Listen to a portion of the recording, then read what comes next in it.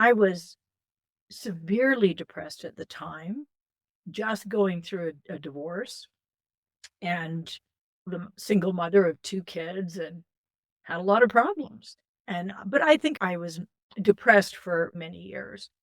Anyway, once I started meditating, I started healing myself, and within just a few months, I was able to get off the medication, and my doctor was very concerned. I thought, "Well, I'd rather meditate and heal myself, work on this, than take medication." The universe is always supporting us, and even the worst things that happen are there to support us or to help us grow through it so we can discover more of who we truly are. Hey everyone, thanks for tuning in to the Vibrant Soul Society, The Conversations. I'm your host, Baba Sam, the Miracle Man. Our mission for the show is to help you to discover that you are greater than your thoughts. On the opposite side of our thoughts is our vibrant soul. Another way you can think of this as well is that we get lost in our diagnosis, but the answer to our diagnosis is in our vibrant soul. So I'm very honored and privileged to have a very special guest with us today, Cheryl. Cheryl, welcome to the conversations. Oh, thank you, Sam. It truly is an honor and a privilege to be here with you. Yeah, I'm really looking forward to learning from you today. So I'm just, for people that are unfamiliar with you, how would you describe yourself? I call myself a spiritual coach and master healer, and I really get so much fulfillment out of people from working with people who have done so much personal work and they know they're meant for more. They're on the precipice of something, and yet they know they have subconscious blocks that are really holding them back. And whatever they've done in the past, they can't seem to get beyond it. And then they meet me, and I help them become the person they could have never imagined when we met. That's what everybody says to me. I always say, after we work for a short time, did you ever think you'd become the person you are now? And they always say, no, I couldn't imagine this. Exactly. What got you started on your journey into the spiritual coach and master healer? It was my own personal journey. I was raised Catholic. I was not going to church anymore, absolutely believed in God, but would not have considered myself a spiritual person 31 years ago. Spirituality was not part of the conversation at all ever in my world back then. I was living in Alberta, Canada, and I was on the beach with a friend who was doing kinesiology on me, and the long and the short of it was I was laying there, and this huge ball of white light appeared above me and was hovering there, and it had the most intense love I ever felt. And I suddenly realized it was my deceased brother. And she eventually channeled him, which she had never done before. And his message to me was to start meditating. And I was severely depressed at the time, just going through a divorce and the single mother of 2 kids and had a lot of problems. But I think I was depressed for many years. Anyway, once I started meditating, I started healing myself, and within just a few months, I was able to get off the medication, and my doctor was very concerned. He said, "Cheryl, you'll be on this for the rest of your life. You if you go off blah blah blah." And I still continued whenever I would see him, he would always do a little evaluation on me. And I'd say, "No, I'm still meditating, I think." And he would ask me all these questions, different ones all the time. And he just kept shaking his head. This is never seen it before, never seen it. I thought, well, I'd rather meditate and heal myself, work on this, than take medication. Wow, there's lots of things to unpack in there because my story is also very similar. Like, my psychiatrist is really concerned about me weaning off my medicines, but I had that knowing that was my path. The last time I saw him, after 17 years of seeing him, the final thing was bipolar and remission. Because to them, there's no cure. You're always stuck with this. It's just not active in your life right now. But I wonder if you're feeling too like you were in this depression, but it doesn't feel like it's a remission to you. Do you feel like it's just gone? That's just it's no longer there? 100%. And The definition, from what I understand, some people will say, "Oh, I'm depressed," but they've only been feeling down for 3 days. Depression can be identified as feeling very down for 3 weeks or more. And when we go through life's challenges, divorce or a move or the loss of a job, that sort of thing, we can become down. It doesn't mean that we get depressed. And we can go through periods maybe where we do get depressed, but I would say absolutely do not have a diagnosis of permanent depression. And that boggles the traditional medical doctors because they don't understand that world. What do you mean you don't have bipolar anymore? You don't have MS anymore? Because of all these stories that we see out there, all these connotations. So I'm just really curious, like, what is your impression when you it sounds like a really wild experience seeing this ball of white light and you just felt this, what, unconditional love, this peace, this reassurance? How would you describe that feeling that you're going through? Oh, it was so intense.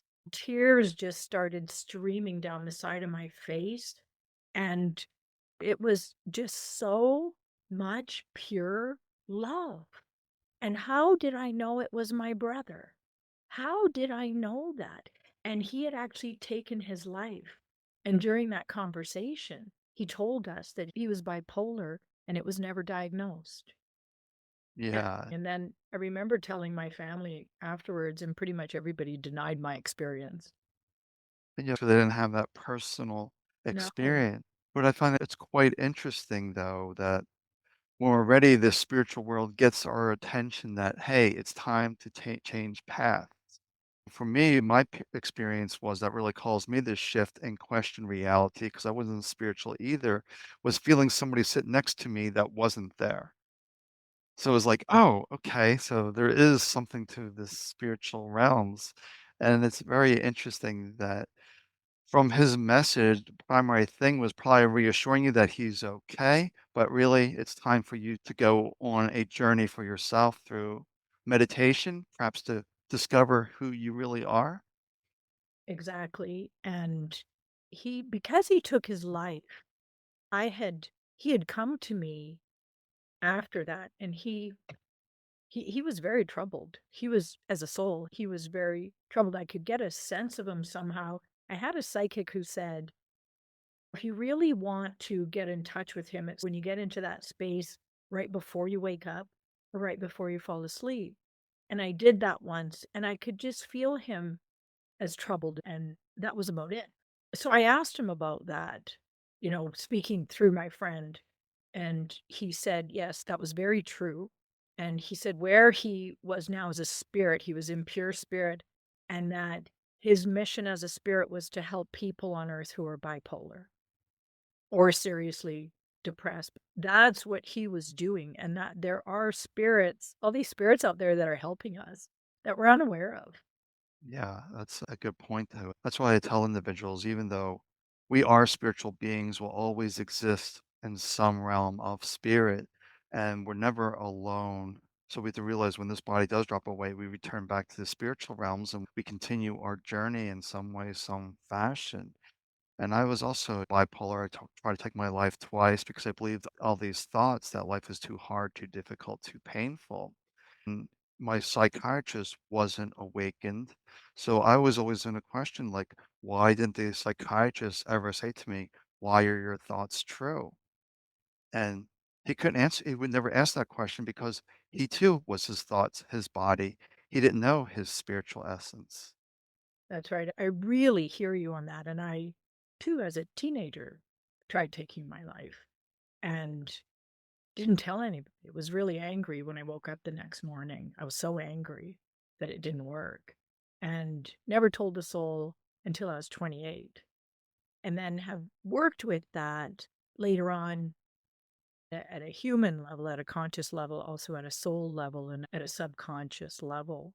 And so I too know what it's like to completely give up and feel so alone. And that aloneness, one of the things that I do when I work with people, and I'll suggest any of the listeners right now to know that there are always spirits helping you, and especially deceased grandparents. Oh my goodness, they can be such a big help. And all you have to do is call them in and ask and be open to receiving them. We are truly never alone. If you imagine you call them in behind and you don't have to feel it right away, but if you just try and trust, and it's like having someone when you say, "Oh, they really got my back." That's what it's like. You imagine them behind you and they're supporting you. And eventually you do feel them. Everybody has this capacity. And so, especially in those moments, if you're feeling alone, you can call in your spiritual support. There's a whole chapter on it in my throat chakra book. Yeah, because I was gonna ask you about that because 'cause you're talking about call them in and ask, but people are like, "Okay, how do I do this?" Yeah. So it's in one of your books. What book was that in? Heal your neck issues and let your throat chakra shine. There's a chapter in there. And if you call them in and so you inhale from behind and really inhale into the back of your heart chakra, into the back of the solar plexus, and then you exhale into your body and you will eventually feel them. You will I had a client just the other day who just burst into tears near the end of a session and she said, "Oh my god, Cheryl, there are so many souls here. So many souls supporting me." She said, "I can't believe this." And she was just overwhelmed with gratitude for all the support. And she'd been doing the practice, started with her grandmother, and then worked her way up. And all the listeners at home can do it too. Right, to understand that we are spirit, we have this natural ability That's to right. bring it through, but we all have this ability, so it's really interesting because I really frequently pick up the grandparent energies around everyone, and there's this so many times. So it just reminds me of an experience when I was at the gym working out, and I said, "I know there's spirits around here. Just show me everyone, all the spirits that are here in the gym." And it was really amazing how many were there with all the individuals. It's so telling. What a great question to ask. Good for you. Yeah, it's just like, why not? We're spirit. Show yourself. Yeah. So that's really good too, because we were talking earlier that you help people with these subconscious blocks. But what I see is people don't even aware that they have subconscious blocks because the mind is literally creating blind spots. You physically are unaware that you're completely unaware that you're having these blocks. So what I like to, I'm curious about, I was like stuck in the medical system for 38 years. I had a big blind spot to alternative techniques, alternative ways, spirituality. The big thing that really created the block for me when I was bipolar and suicidal, my uncle who came in was an evangelical pastor. He came in trying to cast the demons from my head. Wow. So that created a block around spirituality. This guy is crazy. It's just demons in my head. That really created that block for me where I couldn't really see those alternative methods. So if you're seeing a client like me is just really curious coming to you, what can you do for me? Like, how would you proceed with something that's really caught in the medical system? Oh, the number one thing I wouldn't I'm not one to disregard the medical system 100% because it can really serve you, and Mhm. there is so much more. So, what I would do first off is strongly recommend just a chakra reading, and I can do a chakra reading in 20 minutes and just give you so much information. So, the way I see you or any of the listeners at home, the way I see people is as light. I see the light in the chakras and I see where the blocks are as dark. It's often black.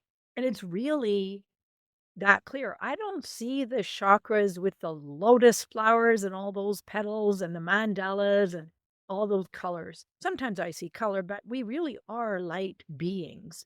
And so I see the chakras as light.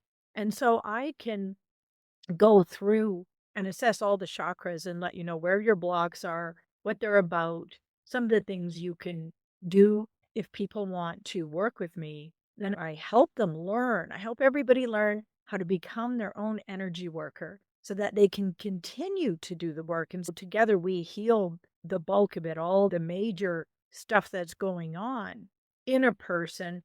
And I also in those readings, I also get a message from the universe, the number one thing that person needs to hear right now. So if people come to me and they say they just want to know, I don't do those kind of chakra readings anymore because they're boring. It's because you need to be invested. And Mm. so what is your intention? What do you want to get out of it? If I could wave a magic wand and give you the most important information, what would that be right now? Then it shows your investment, and that's energy. And then everything that you need to know will be brought through me. So it's me really opening up to the universe. It's not Cheryl so much doing it. I become the vehicle and am shown what needs to be known.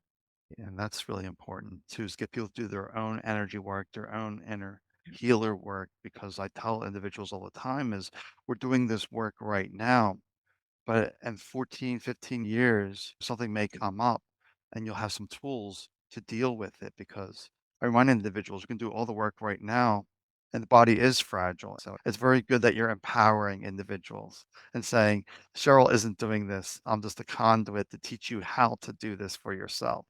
Yes, and become the conduit for yourself. Absolutely. Being your own conduit to health or Yeah. whatever you're trying to accomplish. Yes, and at the same time, we all need someone else. We all need each other. We all need support and that sort of thing.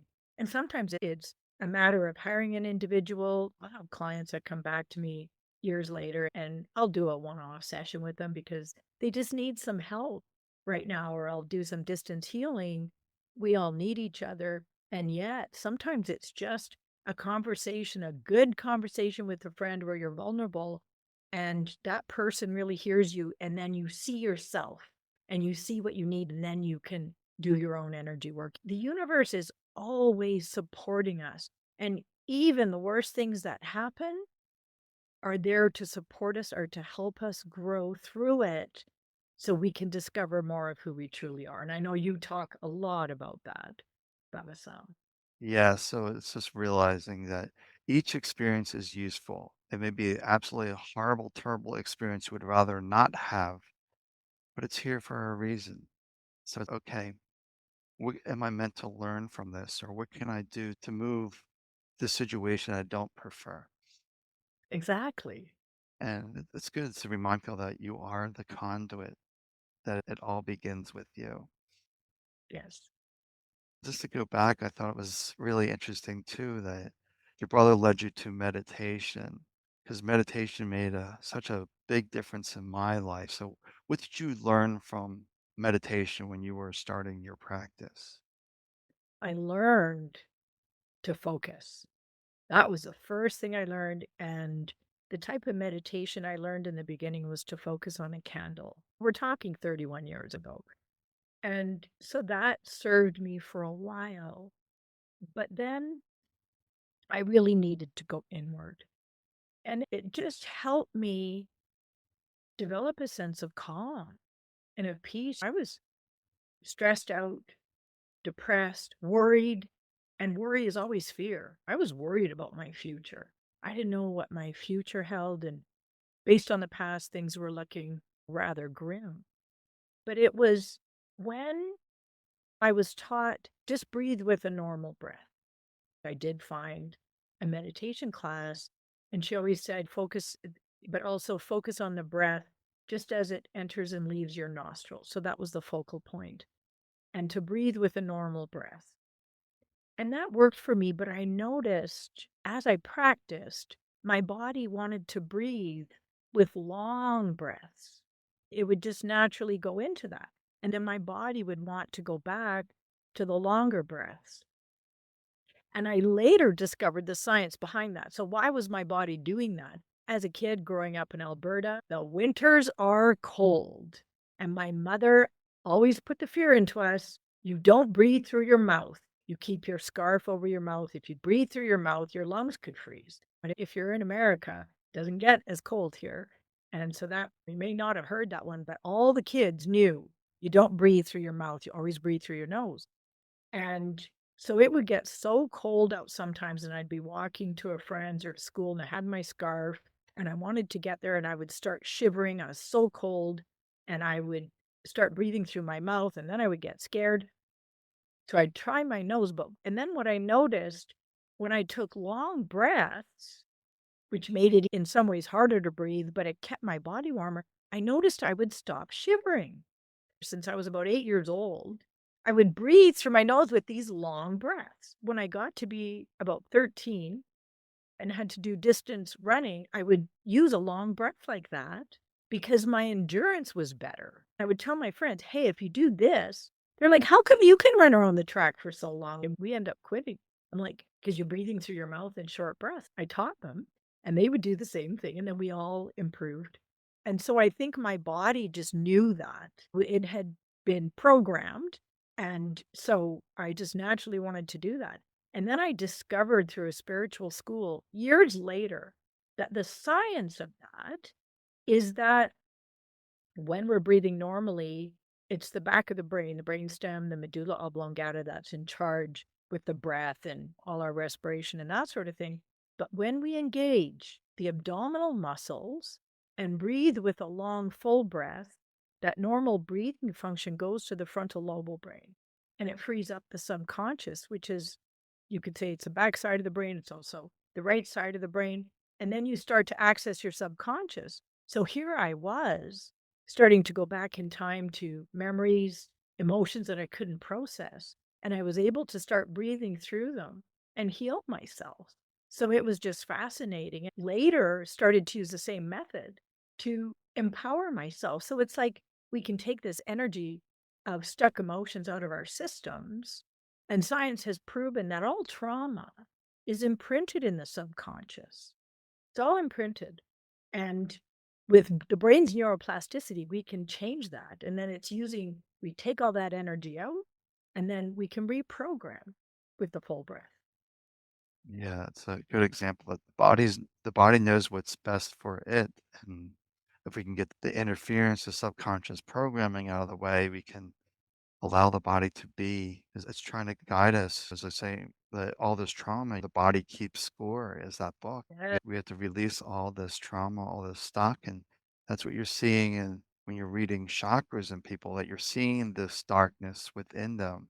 It reminds me of where I talk to people where Eckhart Tolle talks about it's the pain body. It's the separate energy that stores all the negativity, the trauma, all these issues. So it's like the yin yang.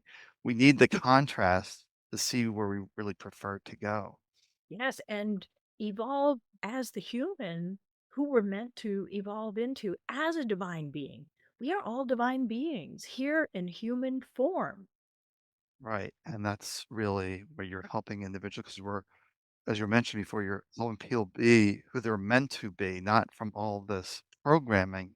You help them to unleash, if you will, who they really are and not the imprints of the subconscious.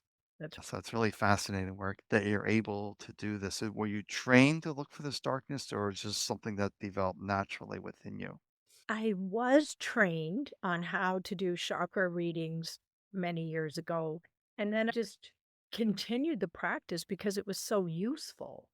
I had been doing readings to a certain extent, but very amateur from being self-taught, and I could see light and dark. I wasn't so focused in the beginning on the chakras, but once I started doing the chakras, I just was fascinated with all the information that would come and just developed it over the years. So now in 20 minutes, I can just give somebody so much information that they're, and it's also, yes, that seeing the blocks, but also where is their greatness? Where Mhm. are their superpowers? And that's where I see the light. You can utilize your light to heal the dark places and you can expand your light more. And it's very telling about the soul's journey and the soul's purpose wherever your light is. I love doing it because no two people are even close to the same. That we're here for the unique human experience that's unique to us and our path. So when you're seeing the darkness, are you merging with them in consciousness and just trying to understand your process? You're merging with them in consciousness, or can you see like their body and their aura? Only you have ever asked this question of me. You're asking as a knowing individual. I love it. So I will tell you how I do this. And so what I do is I merge with the individual. I actually first merge with greater spirits. So that once again, it's not me doing the chakra reading. It's the energy of the divine moving through me. I am a conduit. So I get myself into a very high vibration. So I'm merging with my supports that help me raise my consciousness. And then I merge with the individual. And so I'm looking at them in me. We become one. And we are all one. Some people can say, why do I take on some of your stuff? I teach how to do the chakra readings, and it's always a fear. Oh, what if I take on their stuff? We're all one anyway. Unity consciousness is something that we can evolve to so we become aware of it. But even when we're not aware of it, we are all one. And when you're in alignment with spirit in all that is and in that oneness, you actually help them raise their vibration. So there's a bit of healing that happens naturally. It's a result of doing a chakra reading. So there you have my secret, sort of say, which Well, isn't no, a secret. I'm happy to share. yeah, because that's what I'm seeing, that the best healers merge into consciousness because it is one unity. That's like impersonally tell who were the master healers, if you will. The good healers are the ones that are not as practiced. They haven't quite gotten to that point yet. Right. And one telltale sign of, to me, a real quality healer is they don't get tired from the healings. Because when you're moving that kind of energy, when you're in that vibration, you're only energized. If I do 4 energy healings back to back, I love it because the healings become more powerful and the energy that's flowing and that state of oneness, it's absolutely fantastic. So when I hear an energy healer say, "Oh, I have to prepare. I've got 4 energy healings back to back. I know I'm going to be exhausted. It's of a lower vibration." And it serves them, and I just hold the vision that eventually they'll get to that place that they move to that higher level. I don't do my healing circles after a certain hour because I know I won't sleep. Because I'm you too get amped up. so energized. It's pretty wild when we get into these spaces to understand that we're just conduits. Find that conduit that can help you move through your issues. So we need to find that person that understands our energy and gets us at a deeper level so we can move into our light, our greatness, which isn't a mental understanding. It comes from a deeper place. That's right. 'Cause I see people saying, I'm living my purpose, and I can see that they're completely in their mind. Do you see this as well? Yes. I don't get anybody though that or very few people that say I'm living my purpose. The people that are attracted to me are those that their purpose is extremely important to them and they're feeling out of alignment. It's a good sign. If you're feeling alignment that, you're studying, learning something, but it doesn't quite feel like a fit, then you're probably out of alignment. Very true. I would agree. Because sometimes we see these practice, these healers like, oh, I want to learn this. And they go that avenue. This isn't quite aligned. I need to help them move over this way. So And it's really I don't tell anybody what their purpose is. I don't tell anybody anything about themselves. I help them discover the truths of their being. it's always a process of self-discovery and going back to the journey begins with them. Yes, and as an energy healer, I'm an assistant. Right. Yeah, Because, yeah, you want to ignite their own inner healer too, because this life happens. We need to have those tools available to us. exactly. Because you're not going to be able to pick up the phone all the time. Hey, I need some Cheryl help here. Sometimes we're out in the middle of the woods someplace and we need some help. We twisted our ankle or whatever. Like, all right, I got this. Yeah. All right, Cheryl, this has been a really fascinating, enlightening conversation. So, if people had questions, how could they reach out to you? They can reach out to me. One of the best places to find me is on Instagram. And so my handle in there, so to speak, is stelt.cheryl. So all lowercase STELTE.cheryl. That's probably on social media the best place. I am on Facebook and LinkedIn, but not a lot.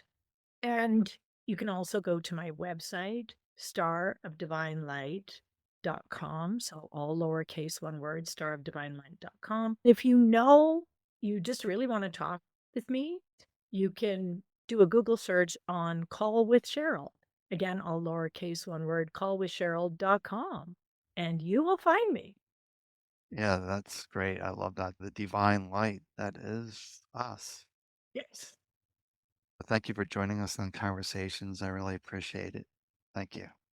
Thank you so much, Babasam. It truly has been such an honor. And I just want to say, I think you're in agreement.